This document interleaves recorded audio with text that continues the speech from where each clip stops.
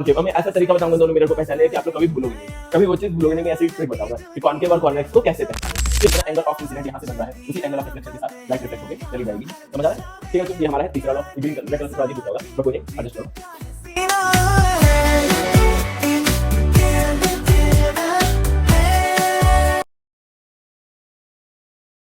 तो बच्चों मैं फिर से आ गया हूँ आप लोगों के सामने। पहला लेक्चर क्लास 10 का लेकर, क्लास 10 सीबीएसई का पहला लेक्चर फिजिक्स का। ठीक है, अभी तक हमने कोई लेक्चर नहीं पढ़ा है। अगर किसी ने पहले देखा हो कोई लेक्चर तो उसको मैंने वो वापस से डिलीट कर दिया है, क्योंकि वो लेक्चर में कुछ थोड़ी सी कमियां थी, मजा नहीं आ रहा था पढ़ने में, वो फील नहीं आ रहा था। मैंने वापस से इस लेक्चर को रिकॉर्ड कर रहा हूँ और वेरी फर्स्ट लेक्चर है फिजिक्स का। अगर आप लोग पहली बार चैनल पे आए हैं तो चैनल को जल्दी जल्दी सब्सक्राइब करके लाइक कर दीजिए, क्योंकि ये सीरीज एक बार शुरू हुई है तो ये आगे बढ़ती ही रहेगी। तो चलिए अपना शुरू करते हैं लाइट चैप्टर। ठीक है, लाइट, रिफ्लेक्शन एंड रिफ्रैक्शन। तो कोशिश करेंगे दोनों पार्ट्स को अलग अलग करने का, रिफ्लेक्शन एंड रिफ्रैक्शन। ठीक है, हमारे यही रहेगा कि हम पहले थ्योरी पूरा पढ़ लेंगे, फिर उस पर रिलेटेड कुछ डेमोस्ट्रेशन देख लेंगे जो रियल लाइफ से रिलेटेड है। फिर उसके बाद हम लोग क्या करेंगे, उस पर डेमोस्ट्रेशन मतलब प्रैक्टिकल हो गया, फिर उसके बाद न्यूमेरिकल्स करेंगे, थ्योरी समझेंगे, डेमोस्ट्रेशन करेंगे, फिर प्रैक्टिकल वो न्यूमेरिकल्स करेंगे। ठीक है बच्चों, और एनसीईआरटी का हम लोग एक एक लाइन अच्छे से समझ लेंगे, एनसीईआरटी से मैं कुछ भी छोड़ूंगा नहीं। तो सबसे पहले जब लाइट चैप्टर आ ही गया है तो लाइट का मतलब क्या होता है? क्या आपको पता है लाइट का क्या मतलब होता है? पूरे दिन लाइट देख रहे हो, हर जगह लाइट देख रहे हो, लाइट होती क्या है? लाइट है क्या?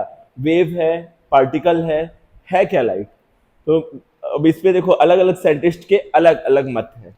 ठीक है, अलग अलग साइंटिस्ट ने अलग अलग चीजें बताई हैं, बट लाइट जो है रियल में, मतलब रियल में तो कुछ अभी पता नहीं क्या है, अलग अलग नेचर है, जो जैसा देखना चाहता है उसको लाइट, किसी को वेव दिखती है, किसी को पार्टिकल दिखते हैं, किसी को रे दिखती है। तो जो हमने पढ़ा है, जो हमें पढ़ना है इस चैप्टर में, पार्टिकल नेचर या फिर रे नेचर ऑफ लाइट पढ़ना है। ठीक है, पार्टिकल नेचर ऑफ लाइट पढ़ना है।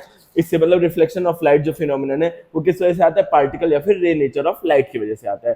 ठीक है, तो अब देखते हैं रे नेचर ऑफ लाइट किसने बताया था। ये हमारे न्यूटन और आइंस्टीन दोनों लोग इस बात पे सहमत थे कि लाइट क्या है, लाइट का नेचर जो होता है वो रे या फिर पार्टिकल होता है। अब जब रे नेचर है या पार्टिकल नेचर है तो किसी पार्टिकल से लाइट बनी होगी। मन में सवाल आ रहा है ना, सर कौन से पार्टिकल से बनी है? जैसे हमारा जो कोई मैटर होता है, जैसे मैटर है व्हाइट बोर्ड, ये किससे बना है? इलेक्ट्रॉन, प्रोटॉन, न्यूट्रॉन से बना है। वैसे जो लाइट्स होती है वो फोटॉन से बनी होती है। ठीक है, फोटॉन के छोटे, फोटॉन की जो स्ट्रीम होती है उसके थ्रू लाइट बनी होती है। जैसे मुझे आप लोग देख पा रहे हो साइड साइड में लाइट लगी हुई है, तो लाइट क्या है, मेरे ऊपर खूब ज्यादा फोटॉन्स की बारिश हो रही है, फोटॉन्स मेरे ऊपर गिर रहे हैं, इसलिए आपको मैं दिखाई दे रहा हूँ, विजुअल दे रहा हूँ। तो फोटॉन, लाइट क्या है? फोटॉन्स की बारिश, मतलब फोटॉन से, छोटे छोटे फोटॉन से मिलकर के जो आपको दिख रही है वो सब फोटॉन से, मेरे ऊपर फोटॉन्स गिर रहे हैं तो आप मुझे देख पा रहे हो। क्लियर है? अब उसमें मास होता है कि नहीं होता है, मोमेंटम क्या होता है, ये सब आप लोगों को अभी सोचने की जरूरत नहीं है, क्लास 12 आएगा सब कुछ आपको समझ आ जाएगा। ठीक है, हायर क्लासेस में। तो अभी जिस लेवल पे उस लेवल की चीजें समझने की जरूरत है, फालतू की कहानी में बता करके टाइम वेस्ट नहीं करूंगा। तो हमारा पहला फिनोमिनन है रिफ्लेक्शन ऑफ लाइट। सर होता क्या है बच्चों? रिफ्लेक्शन ऑफ लाइट क्या होता है?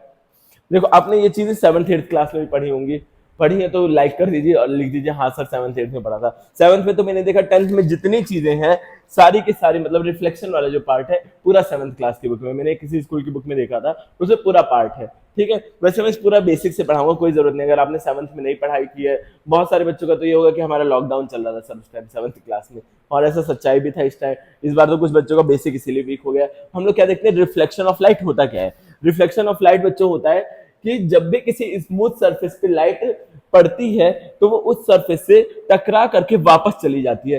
सरफेस पे पड़ी लाइट टकरा के वापस चली गई, ये आपने बहुत जगह देखा भी होगा। शीशे में ले जाओ, मिरर में टॉर्च जलाओ तो टॉर्च की लाइट शीशे में तो जाती है और फिर पीछे आपको अपनी वॉल पे भी वो लाइट दिखेगी टॉर्च की। समझ आ रहा है? तो ये जो फिनोमिनन है स्मूथ सरफेस से लाइट का टकराना और वापस से बाउंस बैक होना, इसी को रिफ्लेक्शन ऑफ लाइट कहते हैं। इस फिनोमिनन को आप समझ सकते हो, आपके पास कोई बॉल होगी, बॉल को उठाओ, दीवार पे मारो, दीवार पे मारोगे बॉल वापस आपके पास आएगी। इसी तरह लाइट भी है, जब स्मूथ सरफेस पे पड़ती है तो वापस से बाउंस बैक हो जाती है। इसी बाउंस बैक फिनोमिनन को हम लोग क्या बोलते हैं? Reflection of light. देखिए यहाँ साफ साफ डिफिनेशन लिखी हुई है, when A ray of light appears approaches a smooth polished surface and the light ray bounce back, it is called the reflection of light। इसको सिंपल भाषा में ये बोल सकते हो, bouncing back of light after approaching a smooth surface is known as reflection of light। ठीक है बच्चों, थोड़ा समझ में आया, थोड़ी चीज समझ में आई। अब हमारे पास लॉज ऑफ रिफ्लेक्शन है। ठीक है, लॉज ऑफ रिफ्लेक्शन हमें पढ़ने, दो लॉज हैं रिफ्लेक्शन के, हमारे पास दो लॉज हैं। तो वो दो लॉज को हम लोग को ध्यान से पढ़ना है। पहले हमारे reflection of light, I hope clear हो गया होगा आप सबका कि रिफ्लेक्शन ऑफ लाइट है क्या चीज, ये चीज समझ में आ गई होगी। पहले तो लाइट क्या चीज है वो भी समझ में आ गई होगी, और रिफ्लेक्शन ऑफ लाइट क्या चीज है वो भी समझ में आ गई होगी। तो लॉ ऑफ रिफ्लेक्शन क्या है? Angle of incident is equal to angle of reflection. पहले हमें समझना पड़ेगा एंगल ऑफ इंसिडेंट क्या होता है, नॉर्मल क्या होता है, ये सब चीजें। तो देखो हमें कुछ टर्म्स यूज होंगे, जो मैं आज पूरे दिन यूज करूंगा, और ये जब तक लाइट चैप्टर चलता रहेगा तब तक ये टर्म्स यूज होते रहेंगे, जब तक आपको लाइट पढ़ना रहेगा तब तक ये टर्म्स यूज होते रहेंगे। टर्म्स तो क्या होता है, इंसिडेंट रे।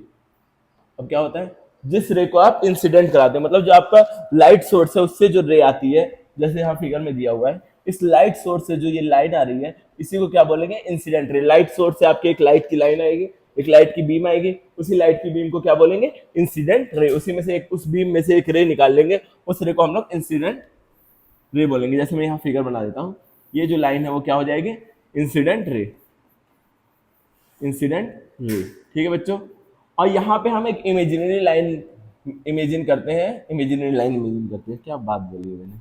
इस एक फिगर को अच्छे से बनाते हैं, ठीक है, अच्छे से बनाते हैं रेस की हेल्प से, आपको देखने में अच्छा लगेगा। देखो मैं यहाँ पे बना देता हूँ एक सरफेस। अब इस सरफेस का ही बहुत अपने में ही एक अलग ही महत्व है, वो आप लोगों को भी पता चल जाएगा। अब इंसिडेंट रे मतलब जो लाइन इस सरफेस पे, मतलब जो लाइट सोर्स आपने, मान लो यहाँ एक लाइट सोर्स भी बना देता हूँ, ये देखोगे सर ये हवा में कैसे लाइट आ रही है। मान लो ये आपका लाइट सोर्स है, आपका टॉर्च। तो टॉर्च तो पीला होता है अंदर से, ये लो बच्चों पीला भी कर देते हैं, आपकी सारी ख्वाहिशें पूरी कर दे रहा हूँ। ये लो, ये लो, यहाँ से लाइट सोर्स है, इससे आपकी लाइट निकल करके आ रही है, ठीक है, लाइट सोर्स है, इससे लाइट निकल करके आ रही है। अब यहाँ पे हम एक बनाते हैं नॉर्मल। नॉर्मल क्या होती है, एक इमेजिनरी लाइन जो कि परपेंडिकुलर होती है हमारे सरफेस के। ये जो प्लेन है इसके परपेंडिकुलर एक हम इमेजिनरी लाइन, मतलब ये दिखती नहीं है ये लाइन, ये इंसिडेंट रे तो आपको दिखती है, बट ये जो नॉर्मल होती है इसको नॉर्मल बोलते हैं, नॉर्मल बोलते हैं इसको। और ये क्या होती है, परपेंडिकुलर, मतलब 90 डिग्री का एंगल बनाती है प्लेन के साथ। ये प्लेन है नीचे वाला, या स्मूथ सरफेस, या स्मूथ सरफेस जिसकी हम बात कर रहे हैं, जिस स्मूथ सरफेस से रिफ्लेक्शन ऑफ लाइट होता है। अब यहाँ पे हम दूसरी रे बनाएंगे अपनी, जो हमारी दूसरी रे है। चलो इसको थोड़ा समझ करते हैं। ये हमारी दूसरी रे है, रिफ्लेक्टेड रे। ठीक है, समझ में आ रहा है, ये वाली लाइन, ये इंसिडेंट रे जो हमारे सोर्स से आ रही है, फिर उसके बाद जो लाइट टकरा के वापस बाउंस बैक हो रही है, इस रे को क्या बोलते हैं, रिफ्लेक्टेड रे। इस वाली लाइन को क्या बोलेंगे, रिफ्लेक्टेड रे। ठीक है बच्चों, पीछे प्रॉपर डायग्राम बना हुआ है, देख लेना। अब ये नॉर्मल और इंसिडेंट रे के जो बीच में एंगल बनता है, नॉर्मल और इंसिडेंट रे के बीच में एंगल बनता है, उसको आई बोलते हैं, और इसको क्या बोलते हैं, एंगल ऑफ इंसिडेंट। और ये जो रिफ्लेक्टेड रे और ये नॉर्मल के बीच में एंगल बनता है, इसको क्या बोलते हैं, एंगल ऑफ रिफ्लेक्शन। ठीक है, ये सब टर्म्स आपको याद रखने हैं कि क्या टर्म में बोल रहा हूँ क्या है। तो फर्स्ट लॉ हमारा क्या बोला है, इसको आर से रिप्रेजेंट करते हैं। तो फर्स्ट लॉ हमारा क्या बोला है, जो एंगल आई है, एंगल ऑफ इंसिडेंट, वो हमेशा किसके बराबर होगा, एंगल ऑफ रिफ्लेक्शन के बराबर होगा। हमारे पहले लॉ ने यही चीज तो बोली है बच्चों, अरे बोलो, यही तो बोला मैंने, यहीं पे लिखा हुआ है देखो, angle of incident is equal to angle of reflection when a beam light is scattered the reflecting surface, जब strikes the reflecting surface, जब भी रिफ्लेक्टिंग सरफेस से लाइट की एक बीम, बीम मतलब क्या होता है, वो बहुत सारी रेज जब एक साथ मिलती है, जब भी हमारी प्लेन सरफेस से टकराती है, तो जो एंगल ऑफ इंसिडेंट है, ये वाला एंगल हमेशा इस वाले एंगल के बराबर होता है। अभी हम देखेंगे इसको डेमोन्स्ट्रेट करके या सिमुलेट करके, अभी मैं ये चीजें आपको दिखाऊंगा, अभी फील भी कराऊंगा। बट अभी ये समझो कि एंगल ऑफ इंसिडेंट हमेशा एंगल ऑफ रिफ्लेक्शन के बराबर होता है। आई होप ये चीज क्लियर होगी। और तीसरा, ये पहला नियम है, फर्स्ट लॉ, और ये क्या है, सेकंड लॉ बच्चों, the reflected ray, incident ray and normal lies on the same plane. जो हमारी रिफ्लेक्टेड रे होती है, नॉर्मल होती है, और यहाँ पे पॉइंट ऑफ इंसिडेंट, ये वाले पॉइंट को बोलते हैं पॉइंट ऑफ इंसिडेंट, कई बुक में दे रखा है।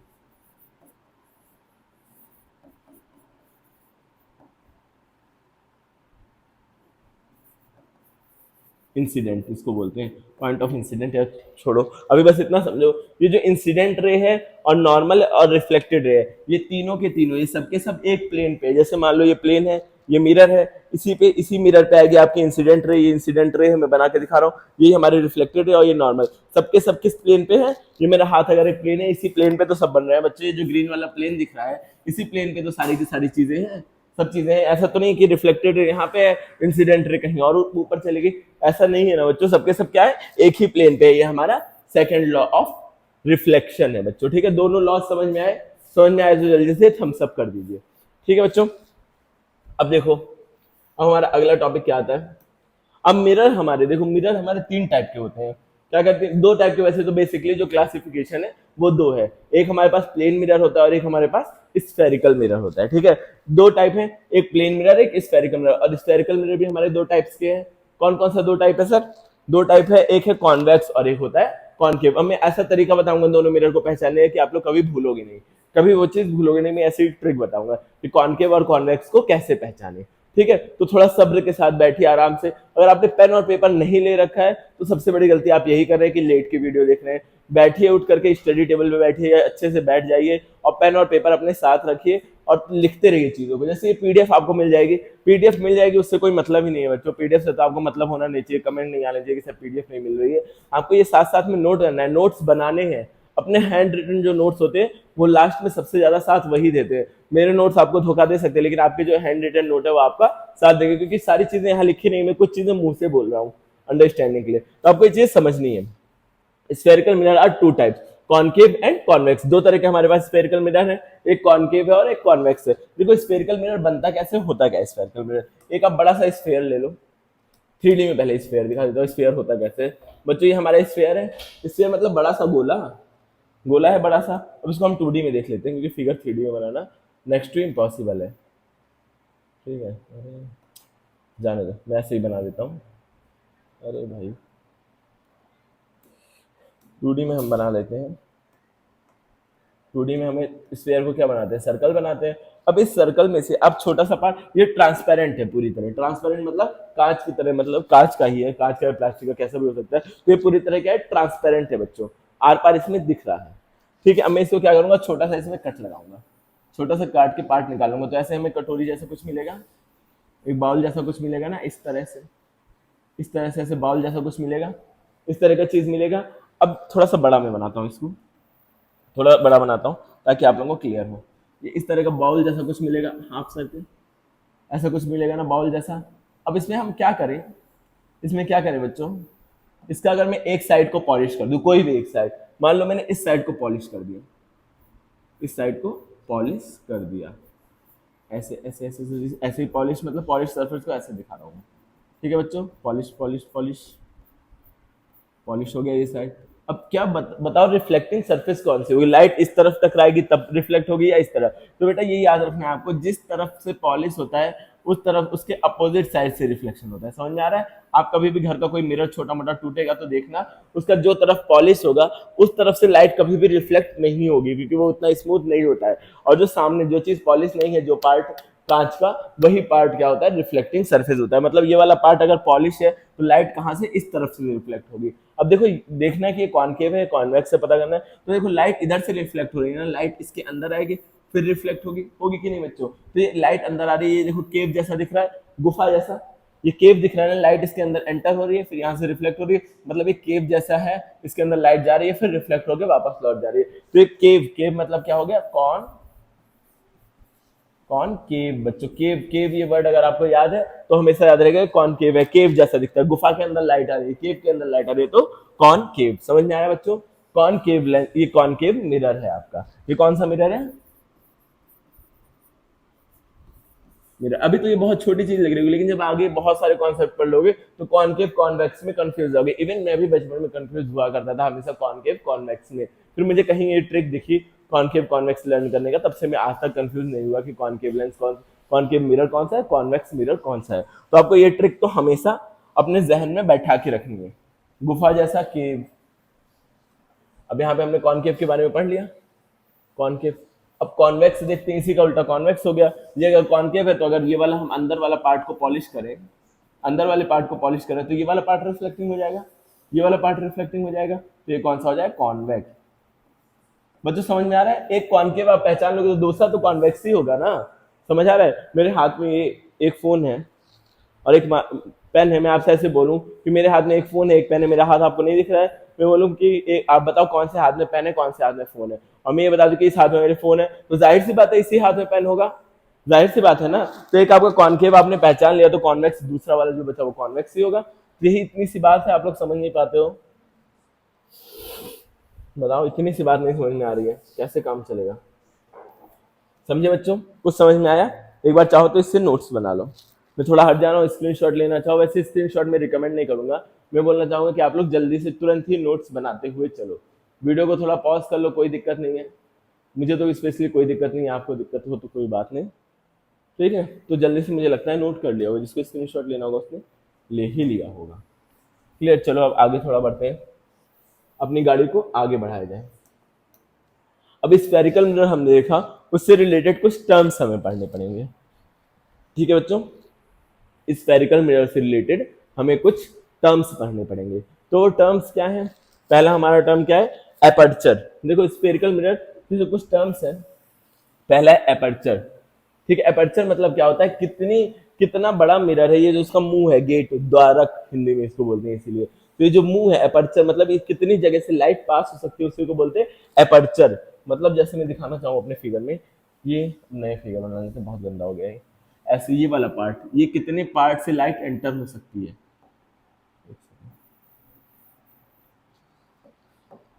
कितने पार्ट से ये जो स्काई ब्लू वाला पार्ट है, ये पूरा क्या हो जाएगा? एपर्चर। एपर्चर यही वाला पार्ट है बच्चों। समझ आ रहा है? कितने पार्ट से द्वारक, हिंदी में इसको द्वारक बोलते हैं। द्वारक मतलब पता है? द्वार मतलब दरवाजा, उसी तरह एपर्चर। क्लियर है बच्चों? हिंदी में तो याद रखना आसान है, लेकिन इंग्लिश में भी एपर्चर याद रखना, कोई पूछे तो भूलना नहीं है। अब पोल क्या होता है? Geometrical centre of reflecting surface. कोई भी रिफ्लेक्टिंग सरफेस है, उसका जो सेंटर होगा एकदम मिडिल मोस्ट पार्ट, ये रिफ्लेक्टिंग सरफेस है, इसका जो मिडिल एकदम ये जो सेंटर वाला पार्ट होगा, इसी को क्या बोलते हैं? पोल। पोल यही वाला पार्ट हो जाएगा, जो सेंटर मोस्ट पार्ट है, इसी को पोल बोलेंगे। ठीक है बच्चों? अब और क्या चीजें हैं? रेडियस ऑफ कर्वेचर होगा, देख लेते हैं हम, सारे सारे पॉइंट्स यहीं से कवर करेंगे। अगला पार्ट क्या है अपर्चर के बाद? Centre of curvature. कर्वेचर मतलब क्या होता है बच्चों? सेंटर ऑफ कर्वेचर तो मैं बता दूंगा, और शायद आपने स्कूल में कहीं पढ़ा हो तो सेंटर ऑफ कर्वेचर बताया भी गया हो। लेकिन कर्वेचर का मतलब क्या होता है? कर्वेचर का मतलब होता है किसी स्फीयर का एक छोटा सा पार्ट। ठीक है, किसी स्फीयर का, ये बड़े से स्फीयर में से हमने कट करके निकाला था, तो वही वर्ड हो गया कर्वेचर। कर्वेचर मतलब किसी स्फीयर का छोटा सा पार्ट। ठीक है, तो सेंटर ऑफ कर्वेचर मतलब क्या होता है? ये जिस गोले का पार्ट रहा होगा, मान लो एक बड़ा सा गोले का एक पार्ट है ना, पार्ट है, उस जो स्फीयर है उसी का जो सेंटर है, उसे क्या बोलते हैं? Centre of curvature. कर्वेचर। ठीक है बच्चों, ये सेंटर ऑफ कर्वेचर हो गया, ये वाला पार्ट, इसको सी से डिनोट करते हैं। ठीक है बेटा, इसको सी से डिनोट करते हैं, सेंटर ऑफ कर्वेचर। अब ये पोल से लेके सेंटर ऑफ कर्वेचर के बीच की दूरी को हम बोलते हैं radius of curvature. Radius of curvature. Curvature. ठीक है बच्चों, रेडियस ऑफ कर्वेचर बोलते हैं यहाँ सेंटर से पोल के बीच की दूरी को। ठीक है, अब इसकी दूरी का आधा पार्ट, इसका एकदम सेंटर ले लिया जाए, पोल और सेंटर ऑफ कर्वेचर के बीच का जो दूरी होती है, इसी को बोलते हैं फोकस। फोकस। और ये पोल से लेकर के फोकस, ये फोकस समझ में आया? फोकस नहीं समझ में आएगा। सेंटर ऑफ कर्वेचर और पोल का मिडिल मोस्ट पार्ट, समझ में आ रहा है? मिडिल, या तो आप बोल सकते हो, अगर आपको मैंने रेडियस ऑफ कर्वेचर बताया, रेडियस ऑफ कर्वेचर का आधा। रेडियस ऑफ, मान लो किसी भी रेडियस ऑफ कर्वेचर क्या है, मान लो रेडियस ऑफ कर्वेचर आपका कहीं 10 सेंटीमीटर दे रखा है, तो उसका जस्ट हाफ कर दो, उसका जस्ट हाफ कर दो, तो आपका क्या आ जाएगा? फोकस आ जाएगा, मतलब 5 सेंटीमीटर फोकस आ जाएगा। रेडियस ऑफ कर्वेचर का जस्ट आधा, 50% में बांट दो रेडियस ऑफ कर्वेचर को, तो आपका क्या आ जाता है? फोकस, फोकल लेंथ आ जाती है। और फोकल लेंथ मतलब पोल से यहाँ तक का ये जो पॉइंट है, ये जो पॉइंट है सेंटर और पोल के बीच वाला जो पॉइंट है, इसी को फोकस बोलते हैं। और फोकल लेंथ मतलब पोल से लेकर के रेडियस, फोकस के बीच की जो दूरी है, उसको फोकल लेंथ बोलते हैं। बच्चों यहाँ देखो, ये फिगर बहुत ज्यादा मैसी हो गया है, यहाँ देखना, पोल और सेंटर ये हो गया, ठीक है, ये हो गया रेडियस ऑफ कर्वेचर। फोकस नहीं दे रखा है यहाँ, इन दोनों के बीच में एक जगह होती है जिसको बोलते हैं फोकस। फोकस। और ये फोकस क्यों बोलते हैं अभी पता चलेगा आपको, रीजन भी पता चलेगा। ऐसा नहीं कि बस चले फोकस इसको बोल दिया, इसका रीजन भी है, इसके पीछे, इसके नामकरण के पीछे इसका कोई रीजन भी है। ठीक है, तो यहाँ से यहाँ तक की दूरी को जो बोलते हैं वो बोलते हैं फोकल लेंथ। Focal length. और ये जो ये पॉइंट है इसको बोलते हैं फोकस। ठीक है, ये अभी मैं किस में दिखा रहा हूँ? कॉन्वेक्स कॉन्केव दोनों लेंस में यही सब चीजें होती हैं, बस क्या है। और ये जो एक्सिस है, पोल, फोकस और सेंटर ऑफ कर्वेचर को मिलाते हुए जो लाइन बन रही है, इसको क्या बोलेंगे? Principal axis. ठीक है, प्रिंसिपल एक्सिस। ठीक है, ये हो गया हमारा प्रिंसिपल एक्सिस। समझ में आया होगा ये चीज? पोल सेंटर इन सबको मिलाते हुए एक सीधी लाइन खींच दो तो ये पूरी लाइन बन जाएगी principal axis. I hope clear हो गया होगा ये चीजें। ये चीज अगर क्लियर है तो जल्दी से थम्स अप कर दीजिए। ठीक है, थम्स अप कर दीजिए जल्दी से। थम्स अप होना चाहिए कमेंट में। थोड़ा टाइम देकर के आप लोग थम्स अप कर सकते हो बच्चों, ऐसी कोई बड़ी चीज नहीं है। प्रिंसिपल फोकस, फोकस लेंथ, ये चीजें मैंने आपको क्लियर कर दी है। तो हमें कुछ रूल्स, अब देखो रे डायग्राम हमें बनाना सीखना है कि इमेज अगर यहाँ पर रखी जाए तो मतलब ऑब्जेक्ट यहाँ रखा जाए तो इमेज कहाँ बनेगी, यहाँ रखा जाए तो हर जगह पे देख देख करके। तो उस इमेज फॉर्मेशन के कुछ रूल्स होते हैं, वो हमें रूल्स पढ़ने हैं पहले। ठीक है, समझ में आ रहा है बच्चों? इमेज फॉर्मेशन के कुछ हमारे कायदे कानून है, उन कायदे कानून को हमको पढ़ना है, तभी हम रे डायग्राम कर पाएंगे बिना याद किए। वैसे क्या होता है, हमें रे डायग्राम याद कर लेते हैं, अगर इन्फिनिटी पे है तो ये होगा और यहाँ पे वो होगा, ये तो हमें याद ना करना पड़े, इसीलिए हमें रूल्स ऑफ इमेज फॉर्मेशन को देखने हैं by spherical mirror. Rules of image formation, देखो अब रूल्स कुछ हम पढ़ेंगे, इमेज फॉर्मेशन कैसे होता है क्या है। कुछ 4 रूल है हमारे पास, ठीक है बच्चों, 4 रूल्स है हमारे पास इमेज फॉर्मेशन के। उन चारों रूल को आज हम कोशिश करेंगे कवर करने का। तो पहला सारे रूल्स हैं हम, मैं बताऊंगा आप लोगों को कॉनकेव के लिए पहले, ठीक है। रूल्स ऑफ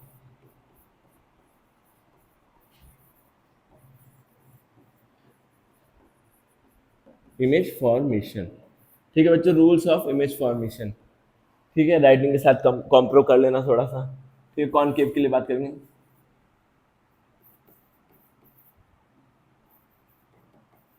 अगर मेरे मुंह से कभी कभी मिरर को लेंस बोल दे रहा हूँ तो ज्यादा बेटा परेशान नहीं होना है, ठीक है। अभी मिरर पढ़ रहे हैं तो मिरर की बात है, कॉनकेव मिरर। अब देखो यहाँ पे हम मिरर ऐसे बना देते हैं, कॉनकेव मिरर तो आप सबको पता होगा बनाना, कि नहीं पता है? पता है ना? तो देखो इसको थोड़ा सीधा बना देता हूँ, ऐसे उल्टा उल्टा से, मज़ा नहीं आ रहा है, मज़ा नहीं आ रहा है। ऐसे बनाते हैं, ऐसे। अब हम बना देंगे प्रिंसिपल एक्सिस, जो जो चीज़ें हमें पता थी सब बना देंगे। ये होता है पोल, ये होता है हमारा फोकस, ये होता है हमारा सेंटर ऑफ कर्वेचर होता है सर ये, और ये हमारी प्रिंसिपल एक्सिस होती है, इसको कैसे भूल गए, पी ए। अब देखो हम क्या करते हैं, अब अलग अलग कलर से मैं बनाऊंगा सारे के सारे रूल्स, और आपको कॉपी में ये जरूर बनाना है, अपने हाथों से बनाना है, वो भी स्केल की हेल्प से। ऐसा नहीं कि जैसे मैं बना रहा हूँ मैं आप भी ऐसे ही बना दो। अगर हम किसी भी रे को, ऐसे बना देते हैं मिरर ताकि ये लगे, अगर हम किसी भी रे को प्रिंसिपल एक्सिस की पैरेलल इंसिडेंट कराते हैं, एक टॉर्च लो प्रिंसिपल एक्सिस की पैरेलल रखो और रे को इंसिडेंट करा दो, मतलब रे टॉर्च ऑन कर दो, तो वो जो रिफ्लेक्टेड रे है वो फोकस से होकर के जाती है। मैं इस चीज का आपको फिगर भी दिखा देता, बस खाली फिगर बना देता और हाथ से समझाता, लेकिन बच्चों बिल्कुल मजा नहीं आता उसमें। मैं ड्रॉ कर रहा हूँ एक एक पॉइंट, तो मेरी ये उम्मीद है, मतलब ये मेरी क्या क्या बोलते हैं उसको, ये मेरी आशा है कि आप लोग भी इस चीज को ड्रॉ करोगे मेरे साथ में। अगर मैं किसी भी रे को, पहला रूल, किसी भी रे को प्रिंसिपल एक्सिस के पैरेलल इंसिडेंट कराना हो तो वो हमेशा फोकस से होकर के जाएगी। बच्चों समझ में आई इतनी बात? हाँ सर इतनी बात समझ में आ गई। अब सेकंड सेकंड सेकंड, अब यहां देखो, अब अगर मैं किसी भी रे को फोकस से इंसिडेंट करा रहा हूँ, फोकस पे हमारा हाथ ही तो है, टॉर्च है हमारे हाथ में, हम कहीं से भी इंसिडेंट कराएं, तो मैं अगर फोकस से इंसिडेंट करा रहा हूँ तो जो रिफ्लेक्टेड रे है वो कहाँ से होकर के चले जाएगी, प्रिंसिपल एक्सिस के। अगर इंसिडेंट रे मैंने यहाँ पे पैरेलल कराई तो इससे फोकस से होकर चली जाएगी। देखो मैंने क्या किया, इंसिडेंट रे को अगर फोकस से इंसिडेंट कराया, फोकस पे इंसिडेंट कराया तो वो प्रिंसिपल एक्सिस के पैरेलल चली जाएगी। ये रूल नंबर 2 है। क्या बच्चों क्लियर हो रही हैं चीजें? ये सारे के सारे रूल क्यों बन रहे हैं, आपने पढ़ रखा है ना, ये रूल्स है फॉर्म करने के। आपने लॉ ऑफ रिफ्लेक्शन पढ़ा है ना कि इंसिडेंट एंगल रिफ्लेक्टेड एंगल के बराबर होता है, तो यहाँ पे अगर आप नॉर्मल बनाओगे तो ये वाला एंगल के बराबर होगा। ठीक है, ये पॉइंट मुझे बताना नहीं था मतलब, लेकिन आपकी जानकारी के लिए बता दे रहा हूँ कि ये इसी लॉ पे काम कर रहा है, लॉ ऑफ रिफ्लेक्शन के वजह से ये सारे फिनोमिनल हो रहे हैं। ठीक है, मैंने अपने मन से नहीं बनाया है, ये नहीं कि बता दो कि इस सर ने बनाए हैं लॉज, बता दो कि अच्छी बात है। अब क्या नेक्स्ट क्या है, नेक्स्ट अगले चरण पे बढ़ते हैं। अगर हम इंसिडेंट पोल पे करा दें, पोल पे दिल कहाँ मानता है, कहीं पे भी दिल तो इंसिडेंट करा सकता है, आपका मन कर जाए कहीं पे भी, तो जितना एंगल ऑफ इंसिडेंट यहाँ से बन रहा है उसी एंगल ऑफ रिफ्लेक्शन के साथ लाइट रिफ्लेक्ट होके चली जाएगी। समझ आ रहा है? ठीक है बच्चों, ये हमारा है तीसरा लॉ। ये ग्रीन रेड कलर से थोड़ा अजीब दिख रहा होगा, बट कोई नहीं, एडजस्ट करो। अगला अगला किस कलर से बनाया जाए, कलर कलर बताओ बच्चों, व्हाइट कलर नहीं यूज हुआ है ना, व्हाइट से बनाते हैं।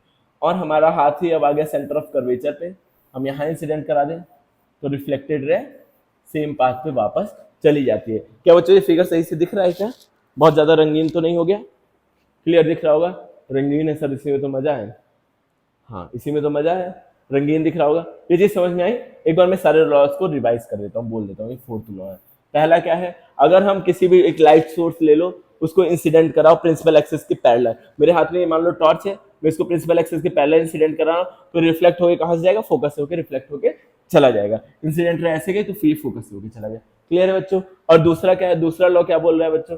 दूसरा लॉ बोल रहा है अगर मैं फोकस पे इंसिडेंट करा दूं, मेरे हाथ में टॉर्च है, मैं इस टॉर्च को लिया, फोकस पे इंसिडेंट कराया, फोकस पे इंसिडेंट कराया तो रिफ्लेक्ट होकर कहाँ चला जाएगा? प्रिंसिपल एक्सिस के पैरेलल। बच्चों दूसरा लॉ नहीं, रूल है, ठीक है, ये रूल्स है। और फिर तीसरा रूल क्या है? अभी अभी प्रैक्टिकल इसका पता चलेगा कहाँ यूज हो रहा है, एप्लीकेशन इसकी क्या है वो पता चलेंगे, बट अभी रूल तो समझ लो, रूल्स क्या है, फिर एप्लीकेशन हम लोग अभी देखेंगे क्या है। ठीक है, ये दूसरा रूल हो गया। अब तीसरा क्या है? तीसरा, अगर मैं पोल पे इंसिडेंट करा दूं, टॉर्च मेरे हाथ में, मैं यहाँ रखूँ यहाँ रखूँ यहाँ रखूँ, तो पोल पे मैंने इंसिडेंट कराया, जब पोल पे इंसिडेंट कराया तो वो रिफ्लेक्ट होके नीचे की तरफ चली जाएगी। ये जो प्रिंसिपल एक्सिस का जो एंगल इंसिडेंट रे बनाएगी, वही सेम एंगल रिफ्लेक्टेड रे भी बनाएगी। ये दोनों एंगल बराबर रहेंगे। क्लियर है बच्चों? और फिर चौथा रूल क्या बता रहा है? अगर हम सेंटर ऑफ कर्वेचर पे इंसिडेंट कराएं, मैं टॉर्च लिया, टॉर्च से इंसिडेंट करा रहा हूँ, तो वापस से लाइट जिस मीडियम पे मैंने इंसिडेंट कराया उसी पे वापस चली जाएगी रिफ्लेक्ट होकर के। यहाँ तक मिरर है पूरा का पूरा। क्लियर है बच्चों? समझ में आ रहा है? समझ में आ रहा है तो जल्दी से हाँ हाँ या कुछ तो बोलो कमेंट में। तो ये रूल्स है हमारे इमेज फॉर्मेशन के। ये तो हो गया concave mirror. Sir concave mirror तो आपने दिखाया, आपको इतना आता है कॉनकेव मिरर, तो आपने कॉनकेव मिरर दिखा दिया। नहीं नहीं, देखो यहाँ कॉन्वेक्स मिरर भी दिखा देता हूँ। चलो ऐसी बात करते हो आप लोग, कॉन्वेक्स मिरर भी दिखा देते हैं। पता नहीं कि यहाँ से करंट लग रहा है इसको टच करने के बाद, आई डोंट नो भाई। स्लीपर पहन लेते हैं। चलो चलो चलो, अच्छे से मिरर बनाएंगे, बहुत बढ़िया से, बहुत बढ़िया से मिरर बनाएंगे। कौन सा मिरर बनाना है बच्चों? बोलो बोलो। Convex mirror. ये मुझे बहुत ही गंदा सा मिरर लगता है, लेकिन क्या करें, आपको पढ़ाना है तो बनाना ही पड़ेगा। ये है पोल, ये है पोल, ये है हमारा फोकस, ये है सेंटर ऑफ कर्वेचर, ये है, और कुछ है ही नहीं, ये हमारा प्रिंसिपल एक्सिस। ठीक है बच्चों, अब ये याद रखना है। एक चीज और मैं आपको बताना भूल गया, जो कॉनकेव मिरर होता है उस पर जो भी लाइट इंसिडेंट होती है, सबको क्या करता है? एक पॉइंट पे फोकस कर देता है। ठीक है, एक पॉइंट पे, जैसे लाइन जा रही है, रिफ्लेक्टेड रह गई, तो एक पॉइंट पे ला करके फोकस कर देता है एक जगह पर। ठीक है, और जो हमारा कॉन्वेक्स मिरर होता है वो दूर दूर फैला देता है लाइट को। ठीक है, ये जब लेंस में ज्यादा समझ में आएंगे। अभी इस बात को भूल जाओ, बुरे सपने की तरह जो मैंने बोला, कंफ्यूज नहीं होना है। ठीक है, अब क्या होगा यहाँ पर? मैं इस लाइट को इंसिडेंट करा रहा हूँ प्रिंसिपल एक्सिस के पैरेलल। ठीक है बच्चों, पैरेलल मैंने इंसिडेंट कराई, तो लाइट क्या होगी? रिफ्लेक्ट होके ऐसे चली जाएगी दूर, कहीं लॉ ऑफ रिफ्लेक्शन फॉलो करेगी, ये नॉर्मली बराबर होंगे। तो ये क्या होता है बेटा? फोकस से होके जाती नहीं है, होके जाती हुई प्रतीत होती है, मतलब दिखती है। हम इमेजिनरी लाइन खींच के इसको फोकस पे जबरदस्ती लेकर के आते हैं। क्लियर है क्या बच्चों? समझ में आया? थोड़ा सा कंफ्यूजिंग है, आई नो, बट क्या करना है आपको? थोड़ा सा सब्र के साथ समझनी है चीज़ों। तो क्या होती है? ये जाती नहीं है फोकस से होकर के, फोकस से होकर के हम जबरदस्ती ले जाते हैं। ये नॉर्मल को मिटा देता हूँ। समझ में आ रहा है बच्चों? ये रिफ्लेक्ट होगी तो क्या होगा? ये चली जाएगी इस तरफ, ऐसे रिफ्लेक्ट होगी, ऐसे चली जाएगी, लेकिन रे डायग्राम बन ही नहीं पाएगा, तो इसलिए हम फोकस से होकर ले जाते हैं। तो ये हमारा पहला लॉ सेम है। अगर हम क्या करते हैं? इंसिडेंट कराते हैं फोकस पे, तो लाइट कहाँ से होके जाती है? मतलब पैरेलल प्रिंसिपल एक्सिस के, तो लाइट हमारी फोकस से जाते हुए दिखती है, प्रतीत होती है, आभासी। ठीक है, इमेजिन हमें करना है कि ये फोकस से होकर के जा रही है। अब सेकंड लॉ, सर ये तो हमारे साथ चीटिंग हुई ना, ये तो जा ही नहीं रही, हम जबरदस्ती क्यों कर रहे हैं? बच्चों रे डायग्राम बनाने के लिए ये चीज आपको करनी पड़ेगी। क्लियर है? तो चलो दूसरी रे, अगर हम फोकस पे इंसिडेंट कराएं, अगर हम फोकस पे इंसिडेंट कराएं, कलर बदल देते हैं। अगर हम फोकस पे लाइट को इंसिडेंट कराना है फोकस पे, तो ये क्या होगी बच्चों? प्रिंसिपल एक्सिस के पैरेलल चली जाएगी, ऐसे प्रिंसिपल एक्सिस के पैरेलल चली जाएगी। ये हमारा दूसरा लॉ हो गया, ये भी हो गया। और अगर हम सेंटर ऑफ कर्वेचर पे करा रहे हैं इंसिडेंट, तो जब सेंटर ऑफ कर्वेचर पे कराएंगे तो बच्चों क्या होगा? ये डायरेक्ट जिस मीडियम से आई उसी मीडियम में चली जाएगी। तो इस वाले देखो कॉन्वेक्स में ज्यादा आपको लॉज पढ़ने की या रूल पढ़ने की जरूरत नहीं है। रे डायग्राम बस खाली 2 रूल से बन जाता है, तो ज्यादा इसमें डीप में घुसने की जरूरत बिल्कुल भी नहीं है। ठीक है, और दूसरा क्या है? हमारा पोल पे अगर इंसिडेंट कराए तो पोल से वापस चली जाएगी, चौथा हो गया। ठीक है, ये चीज क्लियर है? वही सेम लॉज है, बस इसमें लॉज थोड़ा सा दिखाने के लिए, विजुअलाइज कराने के लिए मुझे वापस से बनाना पड़ा, बट लॉज क्या है? ये मतलब रूल्स क्या है, ये रूल्स आप लोगों के लिए बहुत इंपॉर्टेंट है, इसको स्टार मार्क कर लेना। अगर आप वो याद नहीं करना चाहते हो रे डायग्राम्स, तो ये रूल्स समझ लेना, एकदम अच्छे से याद कर लेना, तो आपको कभी भी रे डायग्राम याद करने की जरूरत बिल्कुल नहीं पड़ेगी। तो ये रूल बहुत ज़्यादा इंपॉर्टेंट है, मोस्ट इंपॉर्टेंट रूल। अब क्या है सर, वो आपने डेमोस्ट्रेशन की बात की थी, वो तो नहीं दिखा रहे, चलो डेमोस्ट्रेट करके दिखाते हैं फर्स्ट लॉ ऑफ रिफ्लेक्शन को। ठीक है, चलिए डेमोस्ट्रेट करते हैं, हमारे डेमोस्ट्रेशन सेगमेंट की तरफ बढ़ते हैं। आओ तो आइए बच्चे एक्सपेरिमेंट की तरफ बढ़ते हैं। ठीक है, मेरे पास सामान एक्सपेरिमेंट का इतना ज़्यादा है नहीं कि मैं आप लोगों को एक्सपेरिमेंट करके दिखाऊं। तो अभी यहाँ से देख लो, ये मैंने एक साइट खोल दी है, वेबसाइट, आप भी जाके ऑन करके अपने घर पे देख सकते हो। तो मैं क्या करूँगा, यहाँ से टॉर्च जलाया, मैंने टॉर्च जलाया, क्या हुआ, ये एंगल ऑफ इंसिडेंट 39 डिग्री का बन रहा है और एंगल ऑफ रिफ्लेक्शन भी 39 डिग्री का बन रहा है, दोनों बराबर बन रहा है। और फिर मैं क्या करूँगा, इस टॉर्च को आगे ले जाऊँगा। अब क्या हुआ, एंगल ऑफ इंसिडेंट जितने का बना उतने का ही एंगल ऑफ रिफ्लेक्शन अगेन बना। अब मैं इस टॉर्च को कहीं पे भी रखूंगा, जितने का हमारा इंसिडेंट एंगल होगा उतने का ही हमारा रिफ्लेक्शन एंगल होगा। ये हमारा पहला पॉइंट जो है, जो फर्स्ट लॉ ऑफ रिफ्लेक्शन है, ये देखिए प्रूफ हो गया यहाँ से, angle of incident angle of reflection के बराबर। और सेकंड लॉ तो जाहिर सी बात है, एक ही प्लेन पे सारी चीजें होती है, उसको तो हम नहीं दिखा भी नहीं सकते डेमोन्स्ट्रेट करके, वो तो आप खुद ही जान रहे हो बच्चों, इतना तो इमेजिन कर सकते हो चीजें। तो ये फर्स्ट लॉ ऑफ रिफ्लेक्शन मैंने आपको दिखा दिया। देखिए इसके साथ खेलते रहो पूरे दिन, मजा ही मजा। देखिए 1.6 का है तो 1.6 से रिफ्लेक्ट हो जाती है। ठीक है, अक्सर करके हम जब दीवार पे टॉर्च जलाते हैं, आप लोग आज मिरर पे ड्रेसिंग टेबल होगा घर में, तो उसे मिरर जला के ऐसे वो टॉर्च जला के खड़े होना, देखना जैसे जैसे आप बढ़ाओगे वैसे वैसे आपका एंगल ऑफ रिफ्लेक्शन में बढ़ता रहेगा। नॉर्मल आपको इमेजिन करनी पड़ेगी अपने मन से। तो चलिए बच्चों, तो तो चलिए बच्चे, आज के लेक्चर को इतना ही लंबा रहने देते हैं। अगर आपको वीडियो पसंद आया है और इस सीरीज का पार्ट बनना चाहते हैं, तो आप लोग इस चैनल को सब्सक्राइब कर दीजिए, वीडियो को लाइक कर दीजिए एंड नोटिफिकेशन आइकन दबा दीजिए, ताकि जब भी वीडियो अपलोड हो तो आप तक पहुंचता रहे। हम लोग मैथ का भी लेक्चर जल्दी से शुरू करेंगे, तो मिलते हैं फिर नेक्स्ट वीडियो में। Thank you for watching.